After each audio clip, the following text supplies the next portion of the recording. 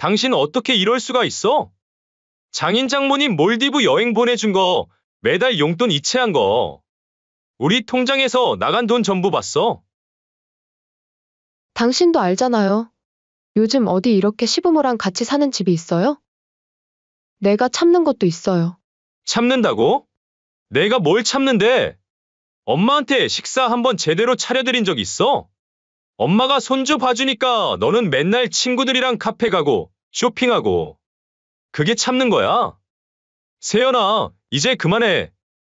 당신 지금 엄마한테 너무한 거야. 왜 엄마가 죄인처럼 살아야 해? 나중에 너 처가에 다 퍼줄 거면서 우리 엄마한테는 왜 그렇게 째째? 아니, 당신도 좀 그래요. 우리 친정에 돈 쓰는 게 그렇게 아까워요? 남자가 돼서 치사하게 말이야. 장인 장모님한테 돈 쓰는 게 아깝다는 게 아니라 우리 엄마가 여행 가고 싶다 하면 그 나이에 무슨 여행이냐며 정신 좀 차리라고 애기하면서 장인 장모님한테는 해외여행이며 심지어 매달 용돈까지 몰래 드렸잖아. 이러려고 당신이 돈 관리하겠다 한 거야. 이번 사연의 주인공은 수원에 사는 68살 강혜숙 씨입니다. 혜숙 씨는 오래된 아파트에서 조용히 노후를 보내고 있었습니다. 남편과 사별한 지 7년, 이 집은 두 사람이 평생 일하며 모은 결과물이었습니다. 아침마다 창가에 앉아 차를 마시는 것이 혜숙 씨의 일과였습니다. 가끔 동네 노인정에 나가 친구들과 시간을 보내곤 했죠. 혼자였지만 나름의 평화가 있었습니다. 엄마, 잠깐 애기 좀 할 수 있어요? 부탁 좀 드릴 게 있어서요.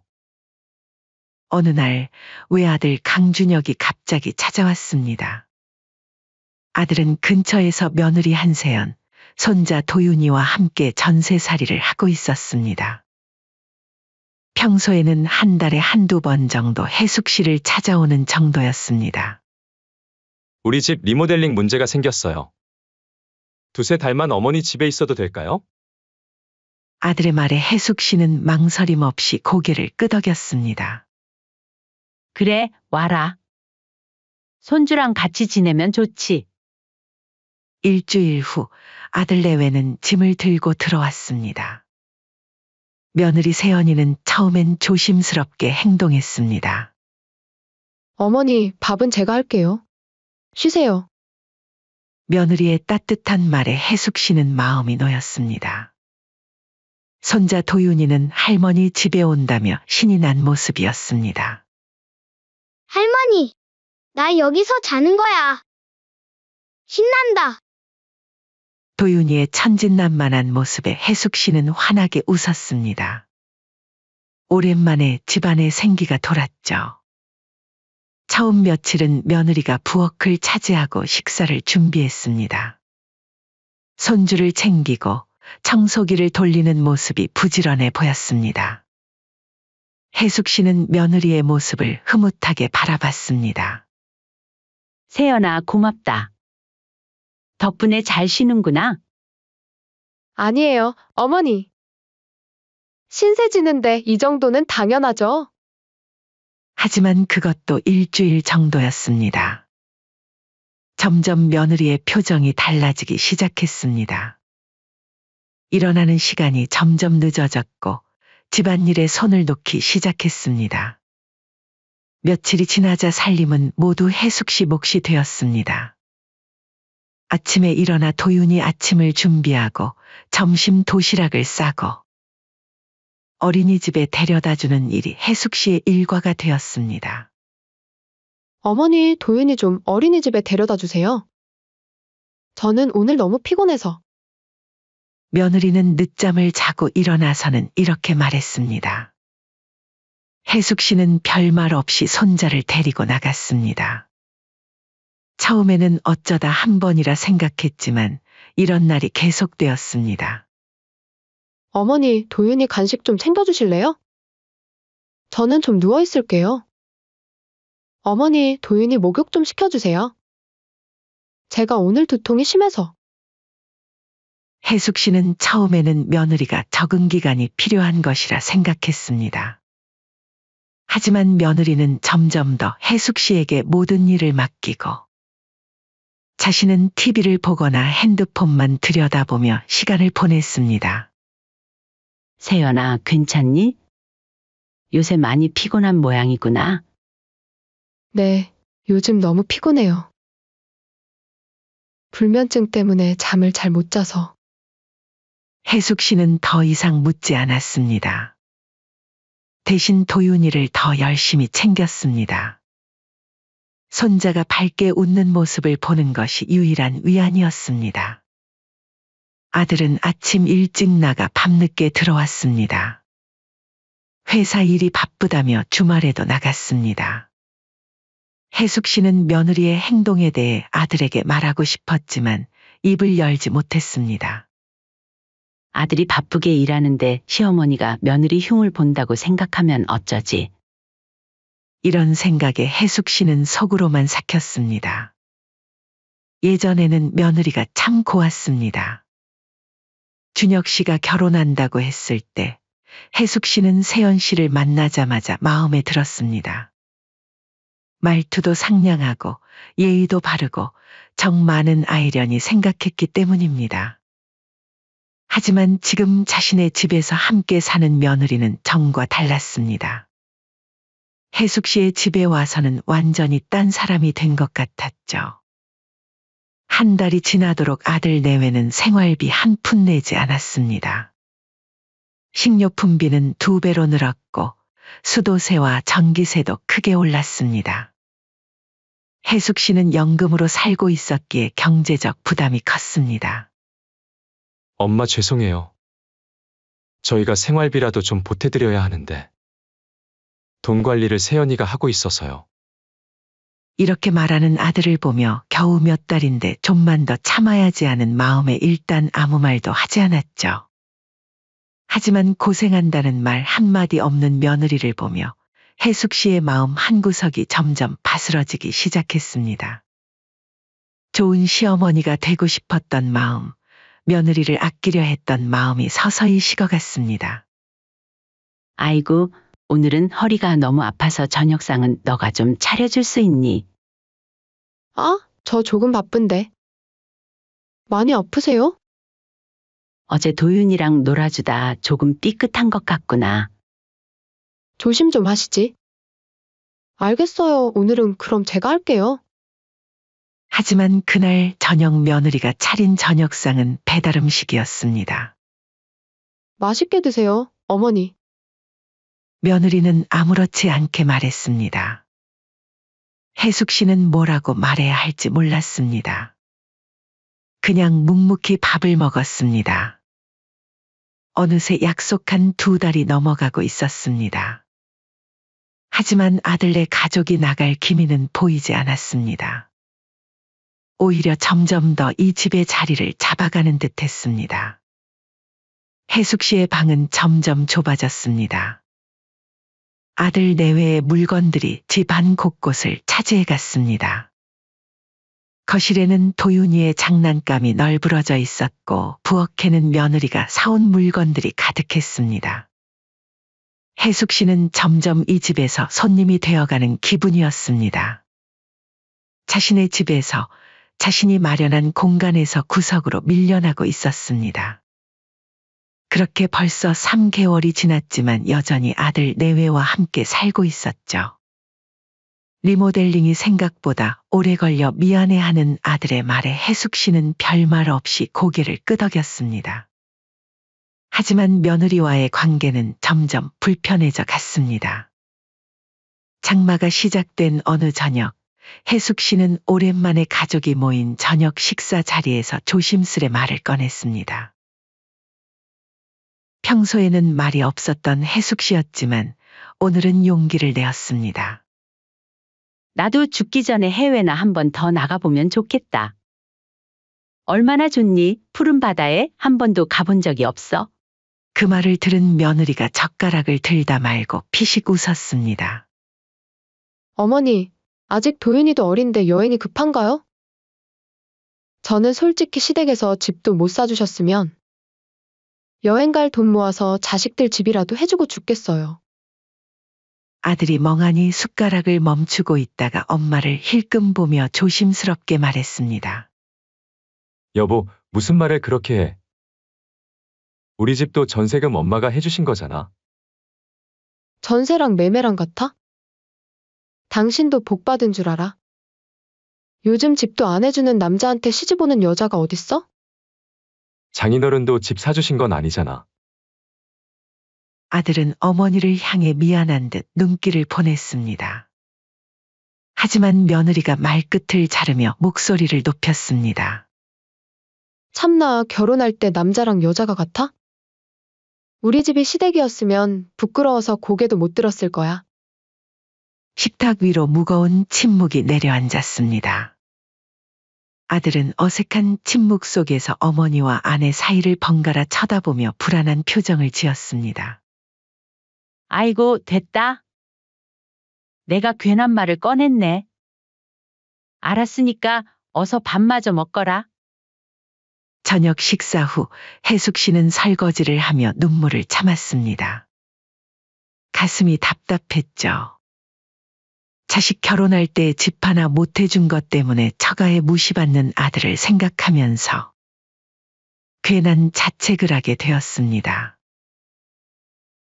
어머니, 제가 도와드릴게요. 허리도 아프신데 얼른 가서 쉬세요. 아까 기분 안 좋으셨죠? 아들이 부엌으로 들어와 조심스레 말했습니다. 괜찮다. 너무 신경 쓰지 말거라. 너는 도윤이나 좀 봐. 혜숙 씨는 억지로 웃으며 대답했습니다. 아들의 마음씨는 착했습니다. 하지만 아들이 자신의 편을 들면 며느리와의 관계가 더 악화될까 걱정되었습니다. 다음 날 새벽 화장실에 가려고 일어난 혜숙 씨는 거실 테이블 위에 며느리의 서류들이 흩어져 있는 것을 발견했습니다.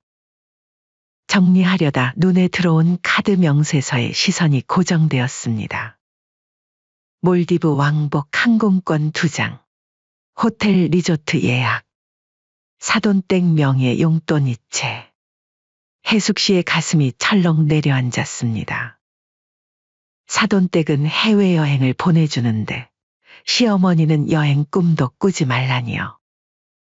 더구나 혜숙 씨의 집에 살면서도 생활비 한 푼 내지 않으면서 말입니다.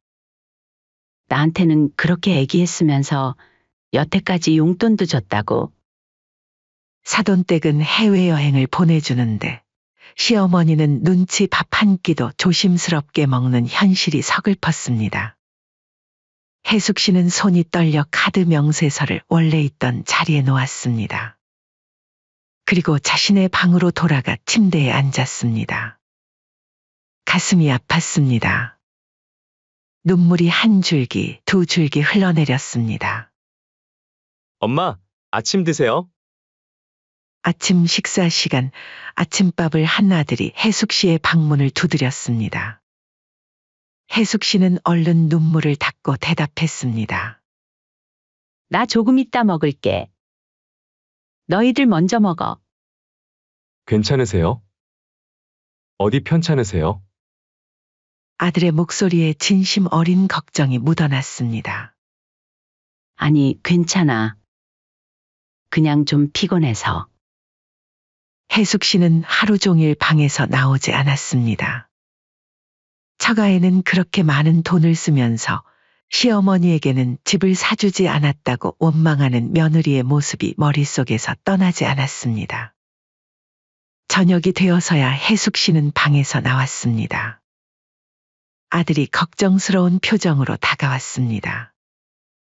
엄마, 정말 괜찮아요. 하루 종일 방에만 계셔서 걱정했어요. 괜찮아. 그냥 좀 쉬고 싶었어. 혜숙 씨는 담담하게 대답했습니다. 아들과의 대화 도중 며느리가 거실로 나왔습니다. 혜숙 씨와 며느리의 눈이 마주쳤지만 며느리는 시선을 피하며 주방으로 향했습니다. 그날 이후로 혜숙 씨는 며느리를 대하는 태도가 조금 달라졌습니다. 예전처럼 웃으며 대화하기보다는 필요한 말만 짧게 했습니다. 며느리도 이를 눈치챘는지 더욱 거리를 두었습니다. 한 주가 지났습니다. 어느 날 혜숙 씨가 거실에서 도윤이와 놀고 있을 때 며느리에게 한마디 했죠. 며느라, 어째 손주도 맨날 내가 보는 것 같다? 내가 손주를 보고 있으면 너가 청소라도 해줘야 되는 게 예의 아니니? 솔직히 어머니, 요즘엔 시어머니랑 사는 며느리 없어요. 저도 예의는 지켰잖아요? 이 정도는 참아야죠. 세연아, 무슨 말이 그러니? 어머니도 아시잖아요. 요즘 어느 집에서 시부모랑 같이 살아요? 저도 어머니 모시려고 많이 참고 있어요. 세연아, 내가 들어오라고 했니? 너네들이 들어오겠다고 부탁해서 같이 산 거잖니? 어째 너 입장만 생각을 하니? 혜숙 씨가 조용히 말했습니다. 알아요, 어머니. 그래서 저희가 빨리 나가야 한다는 거잖아요. 그런데 지금 우리가 어디로 갈 수 있어요? 안 그래도 저희도 집 못 나가서 심란한데 꼭 그렇게 치사하게 자식들 눈치 주고 싶으셔요?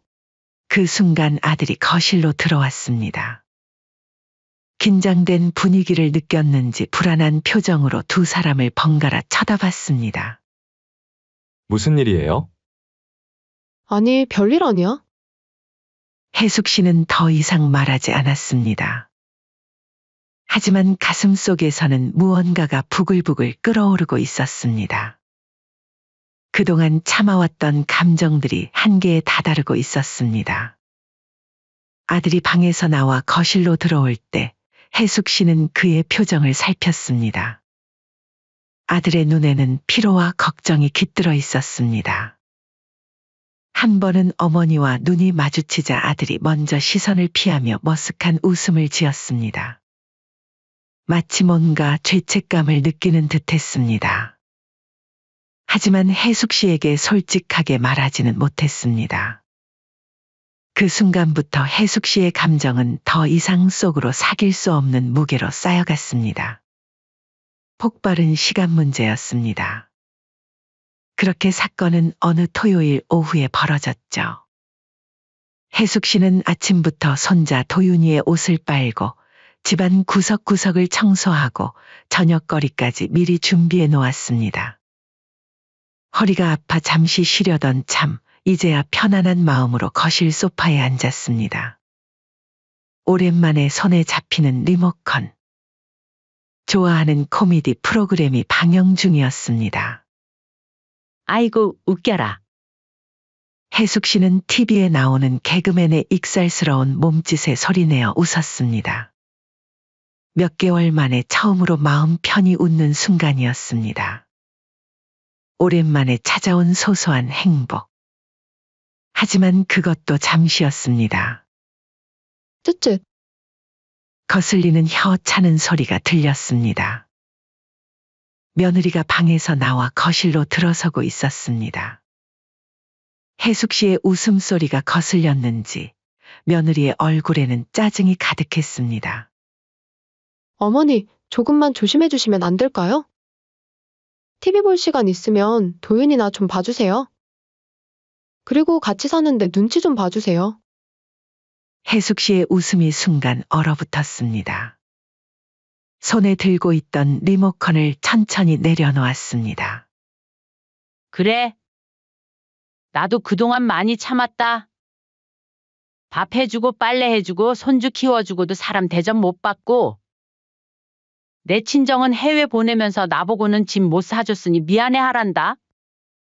그동안 내가 눈치 본 거 모르겠니? 혜숙 씨의 말 한마디 한마디가 화살처럼 며느리의 가슴에 꽂혔습니다. 며느리의 얼굴이 붉어졌습니다. 당황한 표정이었습니다. 어머니, 제가 언제? 그 순간 현관문이 열리는 소리가 들렸습니다. 아들이 일찍 퇴근해 돌아온 것입니다. 아들은 거실의 팽팽한 분위기를 즉시 감지했습니다. 어머니의 얼굴은 평소와 달리 붉게 상기되어 있었고 아내는 입술을 깨물고 서 있었습니다. 무슨 일이에요? 아들이 조심스레 물었습니다. 며느리는 아들을 똑바로 쳐다봤습니다. 여보, 어머니가 나 낮잠 자고 있는데 TV를 크게 틀어놓고 계셔서 소리 좀 줄여달라 했더니 나를 쥐잡듯이 잡으려 하시네? 엄마 정말 그러셨어요. 내 아내가 TV 볼 시간 있으면 도윤이나 좀 보고 있으라고 했다. 아들의 표정이 순간 굳었습니다. 그리고 며느리를 향해 고개를 돌렸습니다. 세연아, 정말 그런 말을 했어? 며느리는 발끝만 바라보며 대답했습니다. 그게 내가 낮잠 자는데 TV 소리가 시끄러워서 같이 사는데 눈치 좀 서로 보자 한 거지. 아들의 목소리가 높아졌습니다. 여기 엄마 집이야. 우리가 잠시 신세 지는 거지. 어떻게 그런 말을 해? 아니, 당신이 왜 화를 내요? 며느리도 이제 목소리를 높였습니다. 나는 그냥 혼자 놀고 있는 도윤이 생각해서 한 말인데. 당신도 알잖아요. 요즘 어디 이렇게 시부모랑 같이 사는 집이 있어요? 내가 참는 것도 있다고요. 아들이 냉소적으로 웃었습니다. 참는다고? 내가 뭘 참는데? 엄마한테 식사 한번 제대로 차려드린 적 있어? 도윤이 엄마가 봐주니까 너는 맨날 친구들이랑 카페 가고 쇼핑하고. 그게 참는 거야? 며느리의 얼굴이 창백해졌습니다. 그동안 아들이 자신의 행동을 모두 지켜보고 있었던 걸 몰랐던 것 같았습니다. 세연아, 이제 그만해. 당신 지금 엄마한테 너무한 거야. 아들의 목소리가 단호했습니다. 왜 엄마가 죄인처럼 살아야 해? 나중에 너 처가에 다 퍼줄 거면서 우리 엄마한테는 왜 그렇게 째째? 며느리의 눈이 커졌습니다. 그리고 당황한 표정으로 물었습니다. 무슨 소리예요? 아들이 주머니에서 접힌 종이를 꺼냈습니다. 그것은 카드 명세서였습니다. 이거 봤어? 장인 장모님 몰디브 여행 보내준 거, 매달 용돈 이체한 거. 우리 통장에서 나간 돈 전부 봤어? 아들의 눈에는 분노와 배신감이 가득했습니다. 해숙 씨는 그제서야 깨달았습니다. 며느리가 사돈네에 보낸 돈을 아들이 몰랐다는 것을. 경제권을 며느리에게 넘긴 아들은 잘 모르고 있었죠. 그건 아버지가 아프셔서. 며느리의 변명에 아들은 고개를 저었습니다. 거짓말 좀 그만해. 지난주에 통화할 때 장인어른 골프 친다고 하셨잖아. 몸 건강하시다고. 며느리는 할 말을 잃은 듯 했습니다. 그러다 갑자기 반격했습니다. 당신 장인 장모님 아니야? 그 돈이 그렇게 아까워? 그리고 내가 살림 다 하고 있잖아. 아들의 표정이 더욱 분노로 일그러졌습니다. 살림? 무슨 살림? 엄마가 다 하고 계신 거 아니야? 내가 한 게 뭐야? 도윤이 어린이집 픽업도 엄마가 하시고 밥도 엄마가 차려주시고. 너는 도대체 뭘 했어? 그리고 장인 장모님한테 돈 쓰는 게 아깝다는 게 아니야. 우리 엄마한테는 그렇게 인색하면서 처가랑 시댁을 차별하는 게 기분 나쁘다는 거지. 해숙 씨는 이런 아들의 모습을 처음 봤습니다. 차별은 무슨? 집도 못 해준 능력 없는 집안 결혼해준 거면 대우 많이 해드린 거지? 아들이 테이블을 내리쳤습니다. 탕! 소리와 함께 거실이 흔들렸습니다. 됐어. 나 못하겠다. 세연아, 우리 이혼하자. 그 말에 거실이 쥐 죽은 듯 조용해졌습니다. 며느리의 얼굴에서 핏기가 싹 가셨습니다. 너는 엄마도 무시하고 나도 무시해. 이 결혼 난 더 못 견디겠어. 그동안 우리 아들 도윤이 봐서 많이 참았어. 아들의 선언은 폭탄과도 같았습니다. 해숙 씨도 이렇게까지 될 줄은 몰랐습니다. 하지만 묘하게도 깊은 마음 한구석은 가벼워지는 느낌이었습니다. 그동안 쌓였던 억울함, 서러움이 한순간에 날아가는 듯했습니다. 당신? 미쳤어? 이혼이라니 도윤이는 어떡하고? 며느리가 울음을 터뜨렸습니다. 도윤이는 내가 키울게. 친권도 양육권도 내가 다 가져갈 거야. 너는 처가에 가서 살아. 아들의 말에 며느리는 망연자실한 표정이었습니다. 그리고 울면서 방으로 뛰어들어갔습니다. 방문이 쾅 닫히는 소리가 집안에 울렸습니다. 아들은 거실에 홀로 서 있는 해숙 씨를 바라봤습니다. 그리고 조용히 다가와 해숙 씨를 안았습니다. 엄마, 미안해요. 그동안 다 알면서도 말 못했어요. 제가 너무 약했어요. 시간이 지나면서 점점 더 괜찮아질 거라 생각했는데 제 착각이었나 봐요. 잘 해보고 싶었던 건데 괜히 엄마한테 상처만 준 것 같네요. 괜찮아, 아들아. 이제 다 털어놨으니 다 괜찮아질 거야. 해숙 씨는 그렇게 말하고 아들의 머리를 쓰다듬었습니다. 마치 어릴 적 아들을 달래주던 것처럼요. 엄마, 이제부터는 제가 엄마 편들게요. 제가 다 책임질게요. 아들의 결연한 목소리에 해숙 씨는 미소를 지었습니다. 그동안 쌓였던 분노와 서러움이 해소되는 순간이었습니다.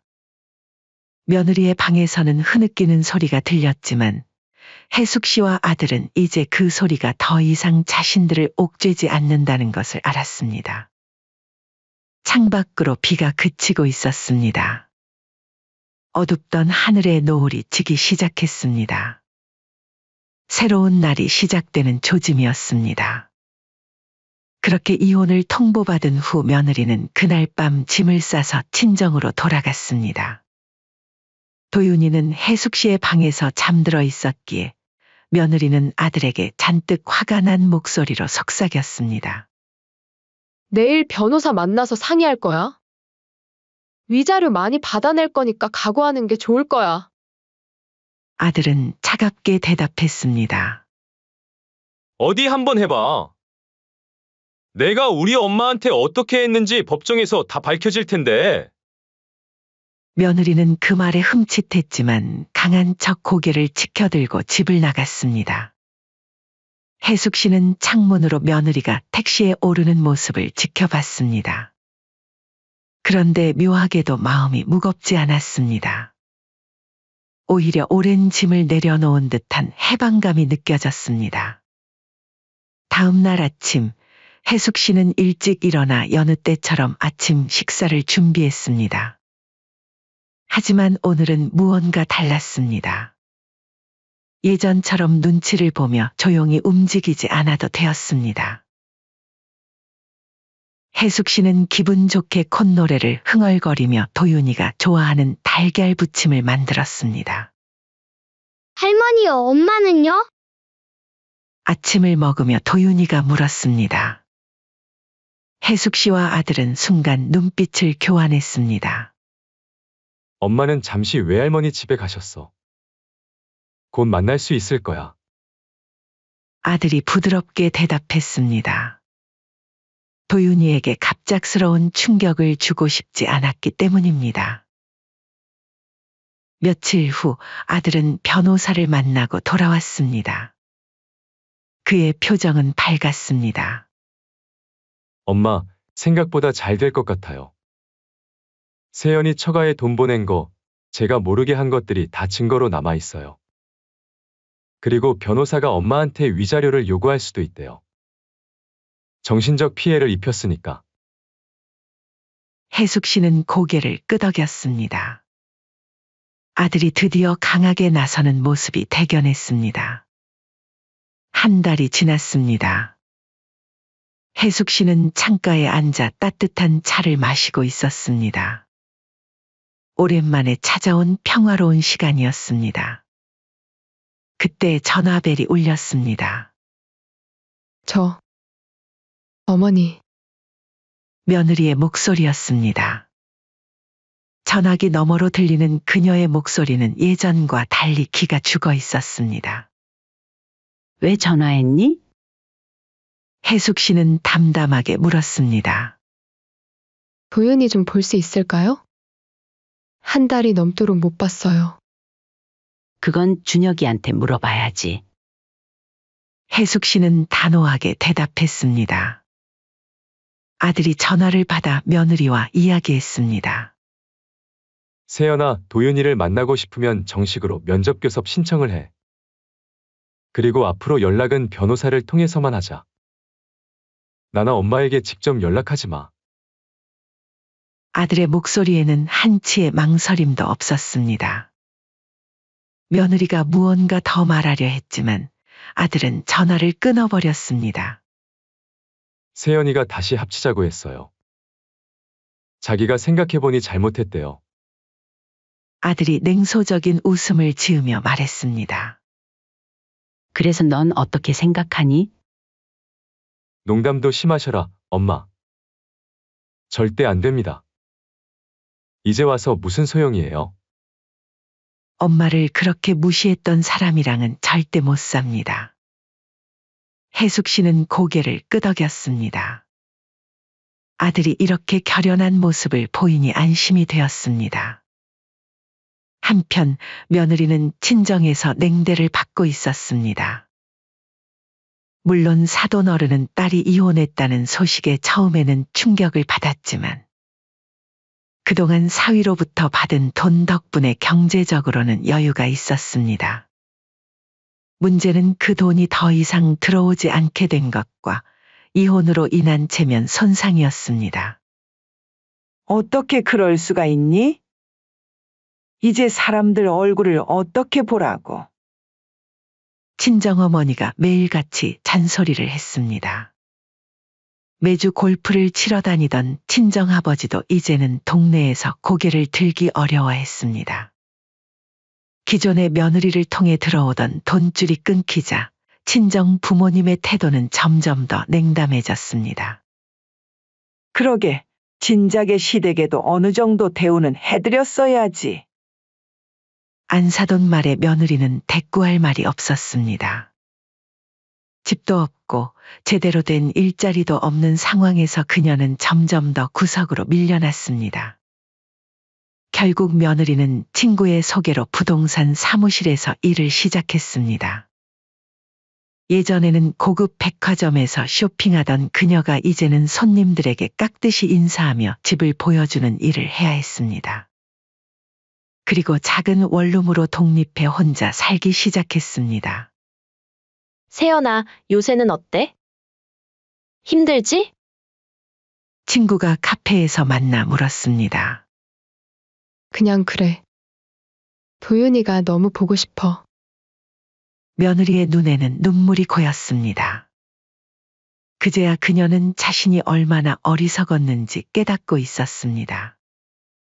하지만 때는 이미 늦었습니다.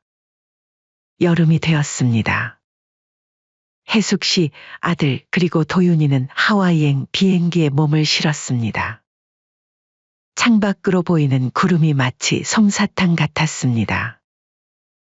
혜숙 씨의 입가에 미소가 번졌습니다. 그동안의 서러움과 한이 모두 사라지고 이제는 진정한 자신의 삶을 살 수 있다는 기쁨이 가득했습니다.